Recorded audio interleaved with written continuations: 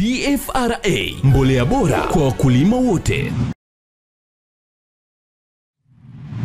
Mimi naitwa Maria Jeremia, ni mkazi wa Dar es Salaam. Ni mtumishi wa serikali lakini pia ni mkulima, napenda kulima. Kwa kuelekea kuadhimisha sikukuu ya wanawake, tuko Arusha. Tuko Arusha, kuna maonyesho mbalimbali. Yes.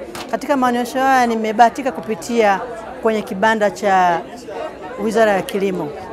Kwa nimepitia kwenye eneo mojawapo la TFRA ambao wanahusika na udhibiti wa mbolea na kutoa elimu kuhusu matumizi ya mbolea.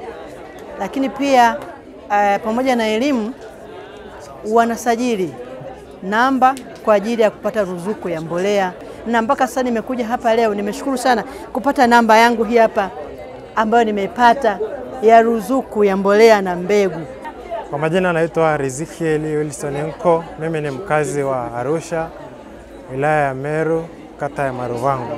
Tumepita kwenye banda, tumepata huduma ya kusajiliwa na kupata namba ya mkulima, ambayo ile namba inatusaidia sisi kupata huduma za mbolea kwa ruzuku. Ni jambo zuri sana ambalo tunalipata hapa, kwa sababu ilikuwa ni ngumu kupata hii huduma, lakini kwa sasa hivi wakulima wengi wanaipata hii huduma kwa kupitia haya maadhimisho ya siku ya wanawake. Kwa majina yangu mimi naitwa Harrison Peter, ni mwalimu kutoka chuo cha Inuka Tusonge kipo Tengeru. Tumefika hapa katika mabanda haya ya maonyesho ya Wizara ya Kilimo. Lengo hasa tumeleta wanafunzi, tumepewa elimu kuhusu matumizi sahihi ya mbolea. Tumepewa namna kutumia mbolea, aina ya mbolea ambayo inatakiwa kutumika. Tumepata elimu nzuri, kwa kweli tunaona manufaa makubwa katika maonyesho haya. Asanteni sana, nawashukuru. Naitwa Maria Matei Mercy, mwakilishi wa mbolea za ruzuku mkoa wa Kilimanjaro. Sisi kama wanawake tunapongeza sana jitihada za Rais Daktari Samia Suluhu Hassan kwa kuleta ruzuku katika mbolea.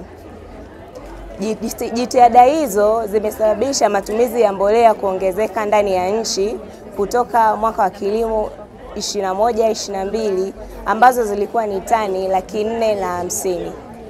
Hata na hivyo katika mwaka wa kilimo 23-24 matumizi ya mbolea yameongezeka kufika tani 840,000.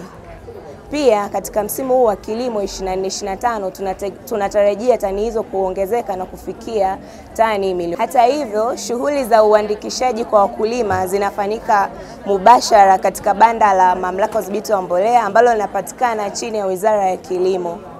Usajili huo wa wakulima unafanyika moja kwa moja na viambata ni kadi ya NIDA ama namba ya NIDA ama kitambulisho cha kura. Na waalika wakulima wote wafike hapa hizi siku chache zilizobaki wajiandikishe moja kwa moja ili waweze kunufaika na ruzuku ya mbolea. Aidha, usajili huu bado unazidi kufanyika katika ofisi za kata na kijiji na chini ya maafisa kilimo wa wilaya pamoja na wakata. TFRA, mbolea bora kwa wakulima wote.